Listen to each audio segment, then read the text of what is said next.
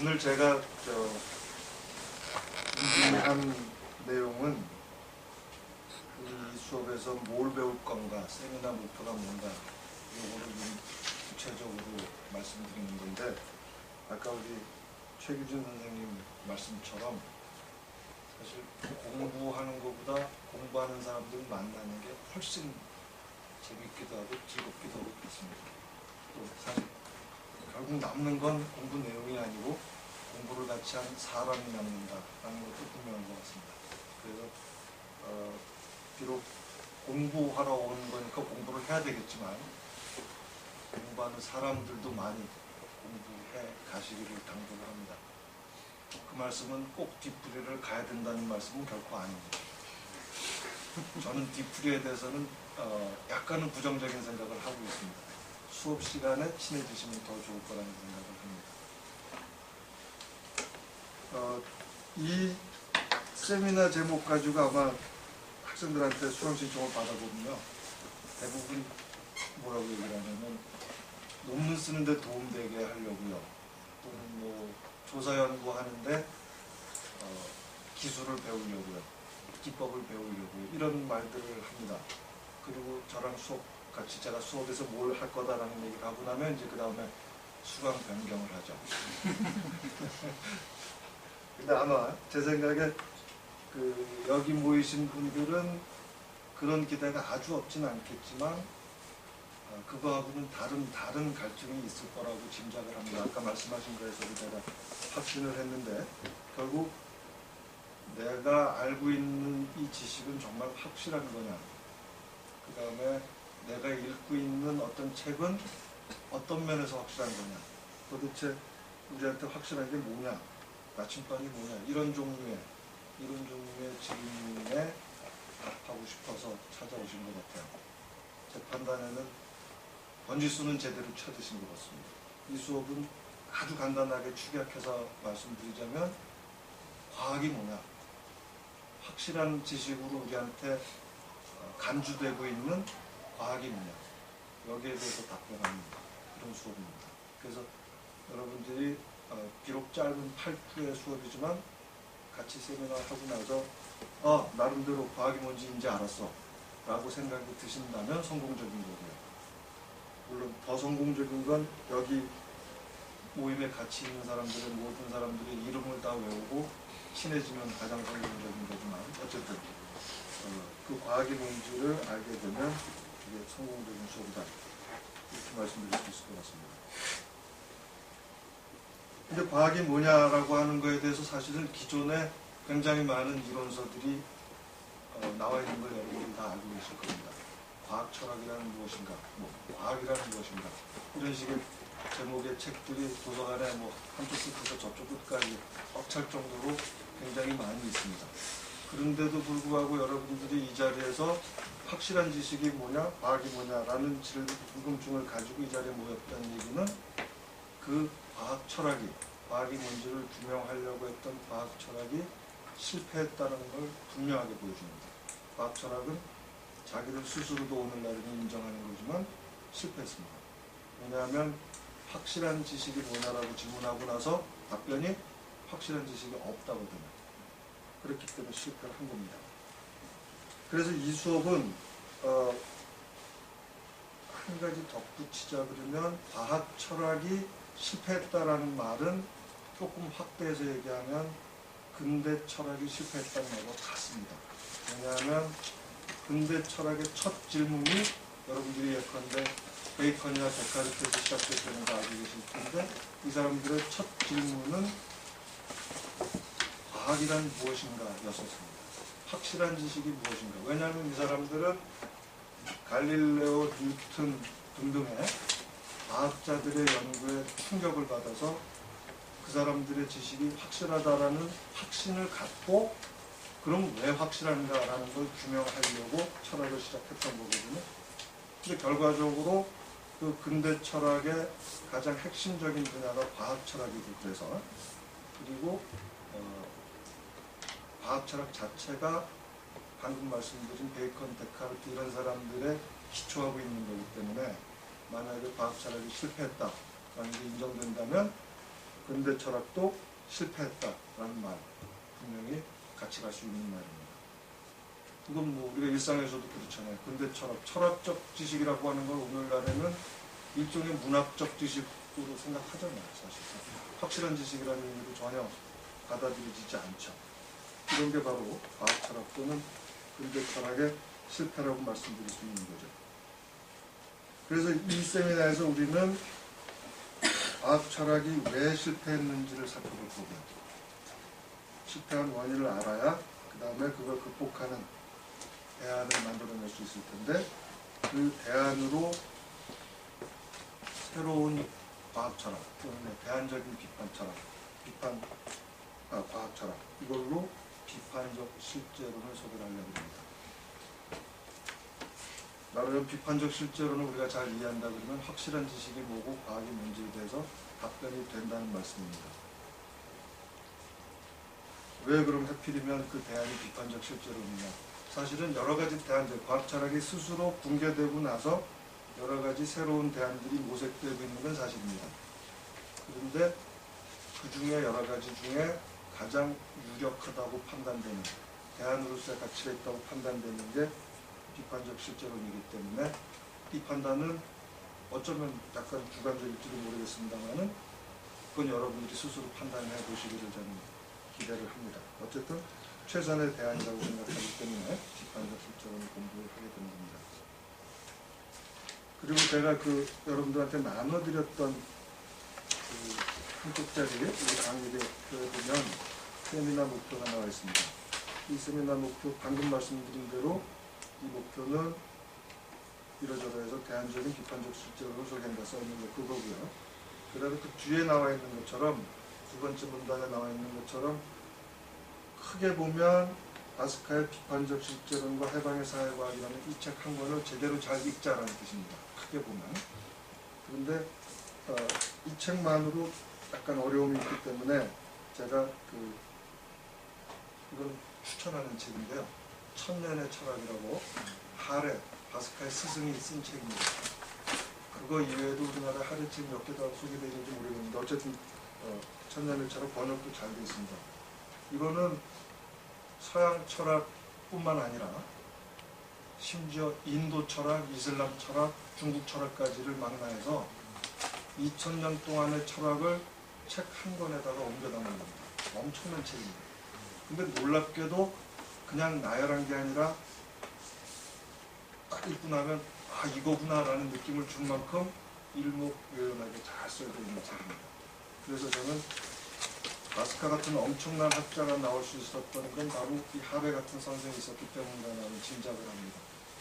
이 하레를 열심히 읽고 나면 뭔가 이 사람은 직접적으로 말을 하지 않고 전부 간접적으로만 얘기를 합니다. 자료로 그냥 보여주기만 하는데도 그걸 통해서 아 여기서 바스카가 나올 수 있겠구나라는 걸 짐작할 수 있게 해줍니다. 그래서 저는 천년의 철학을 여러분들이 읽어주기를 기대를 합니다. 물론 그 하레가 간접적인 방식으로 과학 철학의 실패 원인을 철학사를 통해서 보여준다고 그러면 바스카는 인파이팅입니다. 과학 철학, 구체적인 과학 철학자들을 붙잡고 전투를 해서 그 사람들이 왜 틀렸는지, 그리고 그 틀린 걸 정정을 하려고 하면 어떻게 해야 되는지, 이런 구체적인 대안들을 제시를 합니다. 다음 주에 제가 하레 책을 과학 철학의 실패가 왜 불가피한 거였는지를 이론사를 통해서 보여주는 이 하레 책을 제가 전부는 아니고요, 일부만 요약해서 설명을 드릴 겁니다. 그런데 이 과학 철학이 실패했다라고 하는 거가 우리들의 일상에서 제일 쉽게 찾아지는 건 뭐냐면, 뭐 여러분들이 여기 왔다는 것도 증거이긴 하지만 우린 누구나 역사상 가장 믿을 만한 지식은 과학이라고 하는 걸 부정하는 사람이 없을 겁니다. 과학은 사실은 그래서 확신의 시대라고 말을 해야 맞는 거죠. 과학 시대라고 하는 거. 그런데도 불구하고 우리는 사실상 모든 지식은 의심할 수 있는 거 아니냐라는, 그래서 심지어는 과학도 의심할 수 있는 거 아니냐라는 이런 상대주의의 시대에 살고 있는 것도 분명합니다. 사실은 이건 굉장히 모순적인 거죠.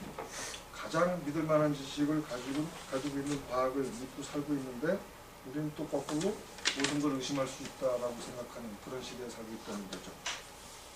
그래서 심지어는 어떻게까지 생각들을 하냐면 과학적인 발견에 의해서 우리한테 알려진 만유인력 법칙, 무슨 뭐 중력 법칙, 그 다음에 지동설 이런 것들이 나중 되면 어떻게 될지 알아? 그래서 심지어 17세기에 천동설이 지동설로 바뀐 것처럼 나중에 22세기에는 지동설이 천동설로 바뀔지 그걸 어떻게 알아? 라는 얘기까지 하게 된다는 겁니다. 심지어는 중력 법칙도 바뀔 수 있는 거 아니냐, 등등등 이 정도의 상대주의 시대에 우리가 살고 있다라고 하는 겁니다. 바로 이렇게 된 원인이 뭐냐면 사실은 과학은 우리가 믿을 수 있는 지식이라고 하는 걸 일상 속에서는 확신하고 있는데 그 과학에 대해서 성찰을 하게 되면 이게 바로 과학 철학인데요. 과학에 대해서 연구를 하게 되면 그 결론은 우리는 알 수 없다고 돼버린다는 겁니다. 바로 이렇게 되게 된 이유가 사실은 과학 철학의 실패를 보여주는 거고 과학 철학 때문에 그렇게 됐다라고 얘기해도 과언이 아니라는 겁니다. 그래서 이 확실성의 시대, 즉 과학의 시대에도 불구하고 상대주의의 시대에 살게 되는 이 역설을 이해하기 위해서 우선 과학 철학 자체를 아주 요약해서 얘기를 할 필요가 있다라고 하는 겁니다. 이건 물론 다음 시간에 우리가 조금 자세히 얘기하지만 아주 간단하게 얘기하면 과학 철학, 오늘날 주류 과학 철학은 어느 정도까지 지금 와 있냐면 크게 보면 주류 과학 철학은 한쪽으로는 실증주의라고 하는 과학 철학입니다. 그리고 다른 한쪽으로는 협약주의, 다른 말로는 뭐 규약주의라는 말을 쓰기도 하고요. 그리고 그 규약주의의 특수한 형태가 있는 해석학 뭐 이런 것들인데요. 현상학 이런 것들인데요. 어쨌든 크게 봐서 실증주의적인 입장 그리고 협약주의적 입장 두 가지로 나뉜다는 겁니다. 뭐 실증주의는 여러분 대충 짐작하겠지만 과학이라고 하는 게 실증주의적인 방법에 기초하는 지식체계다. 그래서 예컨대 사회과학도 과학이려면 실증주의적인 방법을 사회현상에 적용해야 된다라는 입장입니다. 반면에 협약주의자들이라고 하는 것은 그것도 사실 두 가지로 나뉘는데 자연현상은 실증주의의 방법을 적용하는 게 맞지만 사회현상은 자연현상하고 다르기 때문에 협약주의를 적용해야 된다라는 입장이 하나 있고요. 보다 더 근본주의적인 협약주의자들은 자연과학의 실증주의는 잘못된 거고 자연과학조차도 협약주의적 기초를 갖고 있는 거다라고 주장을 하는 겁니다. 그러면 실증주의하고 협약주의에 대해서 조금 더 얘기를 해야 되겠는데 우선 다음 주에 나오는 얘기이기 때문에 뭐 여러분 혹시 이해가 안 가도 다음 시간에 더 얘기를 할 거니까 걱정은 안 하셔도 되는데 우선 실증주의란 말부터 먼저 정리를 하면 아마 실증주의란 말을 가지고 예전에 제가 실증주의 얘기를 이렇게 했더니 어떤 우리 대학원 학생 한 사람이 무슨 소리인지 잘 모르겠으니까 제가 실증주의에 대해서 연구해 갖고 오겠습니다. 그리고 그 다음 주에 실증주의에 대해서 연구 결과를 발표했는데 알 수 없다 했었어요. 30여 가지의 의미로 사용되는 이 실증주의를 추적해 놓고 그래서 실증주의가 뭐야? 물었더니 모르겠다 했었어요. 그만큼 실증주의라는 말을 설명하려면 책 한 권이 필요하고 그 이상일지도 모르겠습니다. 그런데도 불구하고 우리가 실증주의란 말을 아주 거칠게나마 요약할 수 있는 그 공통점들은 분명히 있습니다. 아주 간단히 말하자면 실증주의란 말은 경험주의란 말로 여러분들이 이해하셨기 때문에 실증주의의 원래 뿌리는 경험론입니다. 그런데 여러분들이 고전적인 의미의 경험론자로 대표 삼는 사람들이 우리가 베이컨, 로크 이런 사람들을 꼽죠. 그죠? 그런데 베이컨이나 로크는 지식이 경험에서 온다라는 말을 했던 건 사실이지만 세계가 실제로 존재한다라는 말을 전제했던 사람들입니다. 그래서 고전적 경험론자들은 세계가 실제한다. 우리 바깥에 있는 세계가 실제하고 그 실제로부터 우리가 경험할 수 있게 된다라는 의미를 가지고 있기 때문에 실제론자이자 경험론자이다 또는 실증주의자다 이렇게 얘기할 수 있는 데 비해서 오늘날의 실증주의는 여러분 잘 알다시피 논리실증주의라는 말로 대표가 됩니다. 이 경우에 이 논리실증주의자, 오늘날의 실증주의는 경험의 궁극적인 근거가 자연에 있다라는 말을 부정을 합니다. 이게 고전적 경험론하고 다른 점입니다. 경험의 궁극적인 근거는 자연이 아니라 인간이 가지고 있는 감각경험이라고 얘기합니다. 이 차이를 잘 구분하는 게 대단히 중요한 건데 바로 그렇기 때문에 인식되는 것은 자연 자체가 아니라 자연에 대한 경험뿐이라고 얘기를 합니다. 이게 미묘한 차이가 있는 거죠. 자연 자체가 경험되는 게 아니라 자연에 대한 경험만 인식되는 거다. 그렇기 때문에 이 논리실증주의자들은 자연이 어떻게 생겨먹었고 자연이 어떻게 변화하는지에 대해서 우리는 알 수 없다고 말하는 거예요. 우리가 알고 있는 건 단지 자연에 대한 경험뿐이지 자연 자체는 어떻게 되어 있는지 모른다.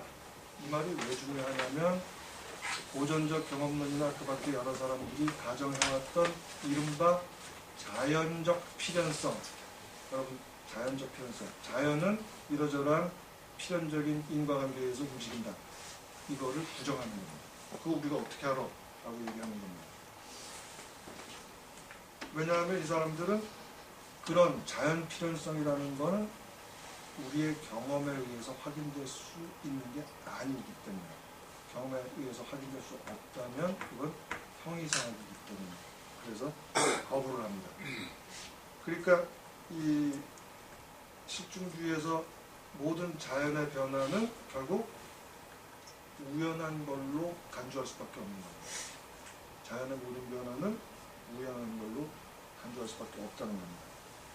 그렇기 때문에 실증주의의 결과로 우리는 비록 객관적 지식은 얻을 수 있습니다. 왜냐하면 우리들의 감각 경험이라고 하는 건 누구에게나 똑같기 때문에 객관적 지식은 얻을 수 있지만 우리들의 경험의 양과 폭은 무한한 거기 때문에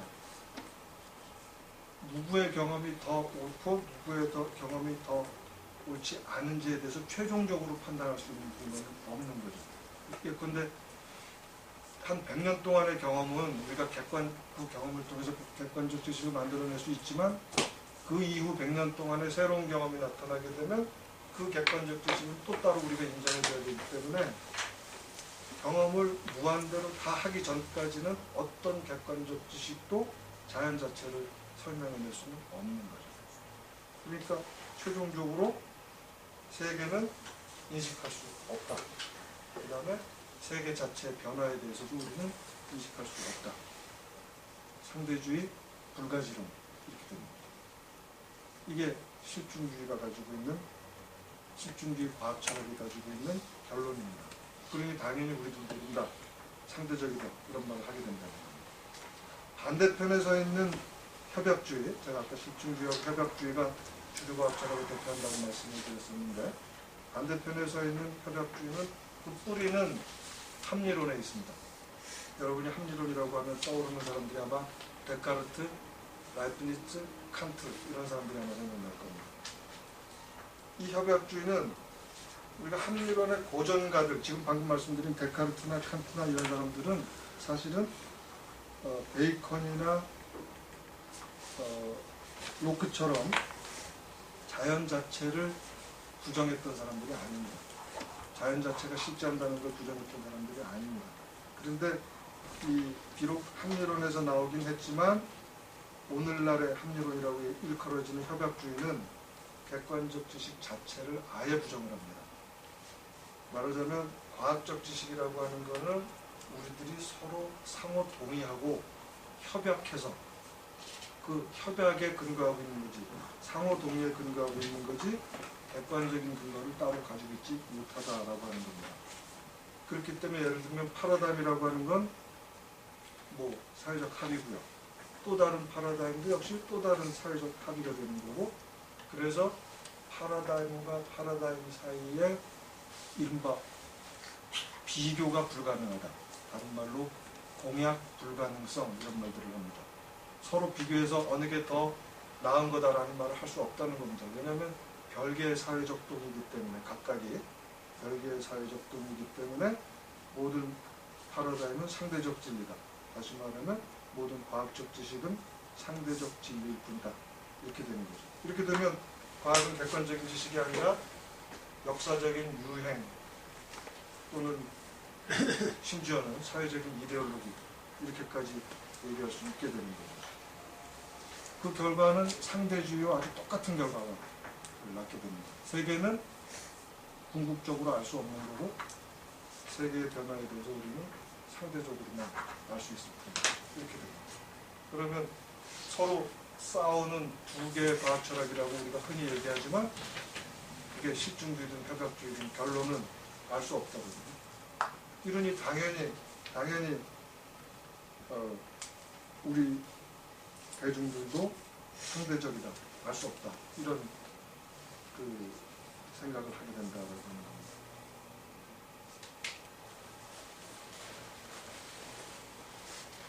이래서 저는 이제 과학이라고 하는 거 분명히 누구나 다 믿을 만한 지식이라고 간주하는데, 과학 철학은 과학이 상대적인 지식이라고 선언을 하기 때문에 대중들은 뭘 믿어야 될지 이제 모르는 거죠.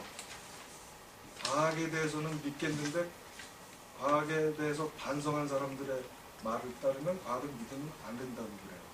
그러니까 완전히 이제 헷갈리게 되는 건데, 과학 철학이 예컨대 모든 지식은 최대 다수의 경험이다. 이렇게 되면 이거 실증주의가 되는 거죠. 또는 모든 지식은 최대 다수의 동의다.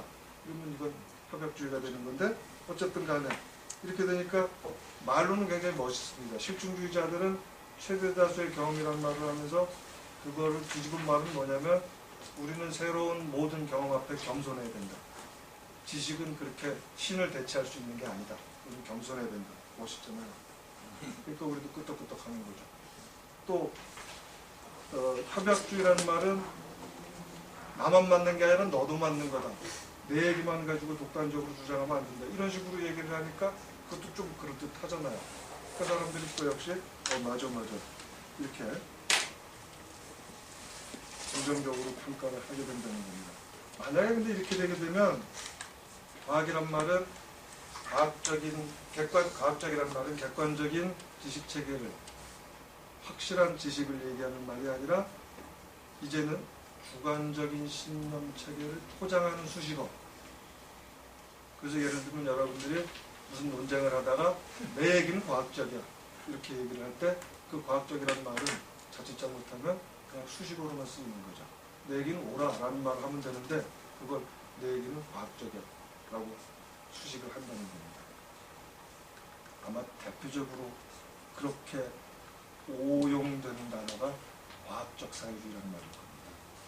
과학적 사회주의의 그 과학이라는 말은 자꾸 수식어가 아닌 말로 사용됐었는데, 원래는 오늘날처럼 과학 철학이 과학을 그렇게 서술을 해버리게 되면, 평가를 하게 되면 결과적으로 과학적이란 말, 과학적 사회주의란 말은 결국 뭘로 해석이 되는 거냐면, 특정한 도덕적 열망을 가진, 특정한 가치 신념 체계를 가지고 있는 사람들의 주관적 주장이 되게 되는 거죠. 그리고 그 주관적 주장을 가리기 위해서 과학이라는 말을 사용하고 있었던 거죠. 이런 게 바로 지금 아까 제가 과학의 시대에 상대적 지식을 갖게 된 우리들이 과학이라는 말을 사용하는 방식으로 이렇게 됐다는 거죠. 그래서 과학철학이라고 하는 건, 주류 과학철학은 상대주의를 유일한 절대적 진리로 선포하고 있는 건데, 이 사람들 말에 따르게 되면 우리가 모른다는 게 유일하게 확실한 지식이다. 이렇게 되는 거죠. 우리가 모른다는 게 유일하게 확실한 지식이다. 말은 멋있는데, 멋있지 않나요? 멋있잖아요. 겸손하고 뭐 등등. 그런데 사실 이 말은 우리가 모른다는 것이 유일한 확실한 거다 라는 말은 사실은 그 자체가 모순입니다. 그래서 이 역설, 지금 방금 말씀드린 이게 과학의 시대에 모든 것을 의심하는 이 역설, 이게 제가 아까 과학 철학 때문에 생긴 거라고 얘기했는데, 이 우리가 아는 게 유일한 거는 모르는 거다라는 말이 어불성설이란 말 아시죠? 어불성설. 또는 뭐 형용모순 이런 말도 여러분 아시죠? 역설 이런 말도 아실 거예요. 하여간 말이 되지 않는 말이다. 왜냐하면 제가 지금부터 4가지를 들어서 이게 말이 안 된다는 걸 얘기를 할 텐데, 우선 첫 번째는 유일한 진리는 우리가 모른다라는 것을 선포하는 순간 상대주의가 아니게 되잖아요. 자기 스스로를 부정하게 되잖아요. 이래서 상대주의의 역사, 논리적 모순입니다. 상대주의는 부정될 수밖에 없죠. 그런 의미에서 예컨대 모든 사람이 거짓말을 한다 그러면 말을 할 수가 없는 거죠, 우리가. 그러니까 우리가 말을 한다는 건 모든 사람이 진실을 말한다는 걸 전제해야만 거짓말도 가능하죠. 이런 거죠. 이게 바로 하버마스가 그 언어학을 통해서 상대주의를 극복하려고 하는 전략입니다. 만약에 모든 사람이 거짓말을 한다 그러면 우리는 거짓말조차도 거짓말인지 모르게 되는 거거든요. 근데 우리가 모든 사람이 진실을 말한다는 전제 하에서만 거짓말이 성립한다는 겁니다. 이 전제, 모든 사람이 진실을 말한다 전제잖아요. 이게 하버마스 전략이다 라는 겁니다. 어쨌든 이게 논리적 모순이라는 거고요. 그 다음에 두 번째로 과학 철학이 정말로 상대주의를 결론으로 내리게 되면 현실에서의 과학의 진보를 설명할 수 있는 방법이 도저히 없습니다. 과학이 석기 시대로부터 지금 이제 우주 탐사 시대인데, 화성에다가 사람 식민하려고 하는 이런 시대인데, 이거 자체를 똑같다라고 얘기를 해버려야 되는, 이거 대단히 모순이거든요. 과학은 진보했는데 과학 철학은 그걸 부정해야 되는 이런 모순이죠. 그렇기 때문에 과학 철학이 말이 안 된다는 얘기고요. 그 다음에 재밌는 게 이제 세 번째는 실제로 과학을 연구하는 과학자들은 절대로 상대주의자들이 아닙니다. 과학자들은 확신을 갖고 연구실에서 자기 실험 등등등을 하고 있는 거고, 게다가 그 사람들의 실험의 결과들은 현실의 산업이나 기술에서 실천적으로 활용되고 있는 거거든요. 이 실천적으로 활용된다는 말은 확신하고 있다는 뜻이거든요. 그런데도 불구하고 그거 확실한 거 아니다 라고 말해야 되는 과학 철학이거든요. 그거 확실한 거 아니라고 말하는 거거든요. 이런 의미에서 과학 철학은 말이 안 되는 얘기다. 상대주의란 말은 말이 안 되는 얘기다. 이런 거고. 그 다음에 마지막으로 과학 철학이 이렇게 과학을 설명하는데도 실패하고 있는데도 불구하고 대중들한테 과학이 뭐냐에 대한 이론을 담당하는 역할. 예컨대 여러분들이 교과서에 보시면 과학은 뭐다? 주로 실증주의적인 방식으로 서술되어 있습니다. 그리고 우리는 아주 어릴 때부터 과학이란 뭐냐? 실증주의다 이렇게 배워온 거죠, 사실. 그 사람들의 설명을 통해서 과학의 본질을 배워왔죠. 이런 의미에서 과학 철학은 오늘날 이데올로기를 불러왔죠, 사실. 이 과학 철학은 이데올로기.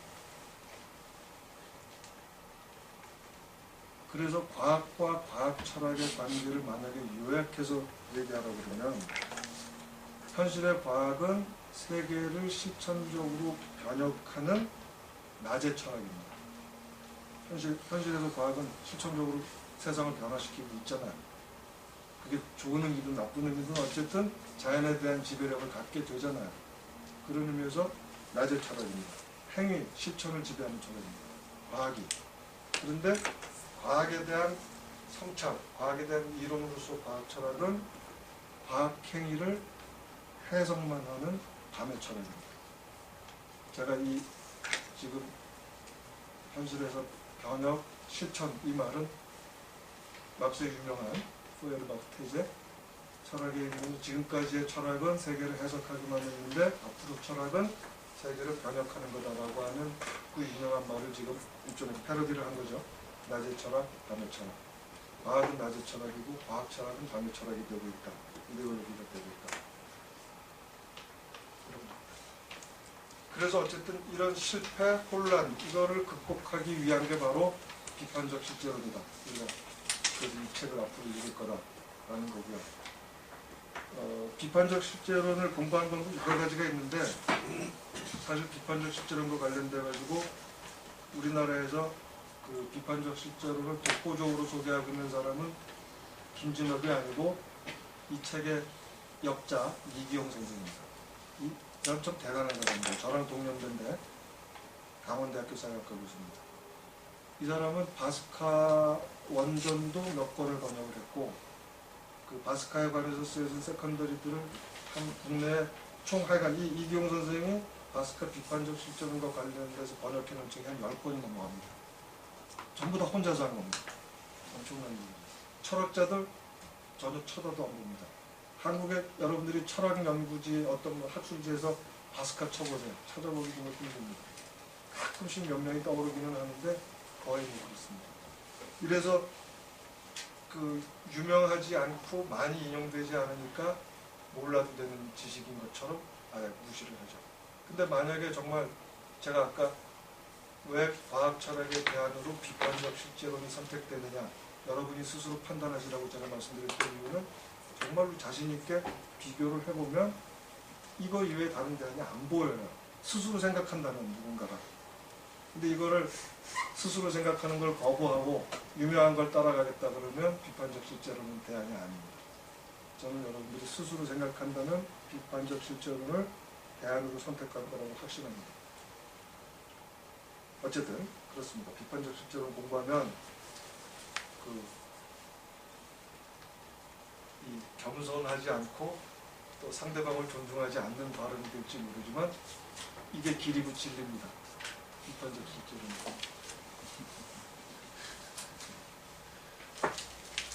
자, 근데 이 비판적 실제론이 뭐냐라고 하는 거를 이제 우리가 책을 통해서 보겠지만 오늘 맛배기로 그냥 딱 한 가지 얘기만 하더라도 여러분들이 아마 나름대로 공감을 할 걸로 이제 짐작을 하는데 그 첫 번째로 이제 어려운 단어가 나오는데 인식적 상대주의라는 말과 판단적 상대주의라는 말을 오늘 공부할 겁니다.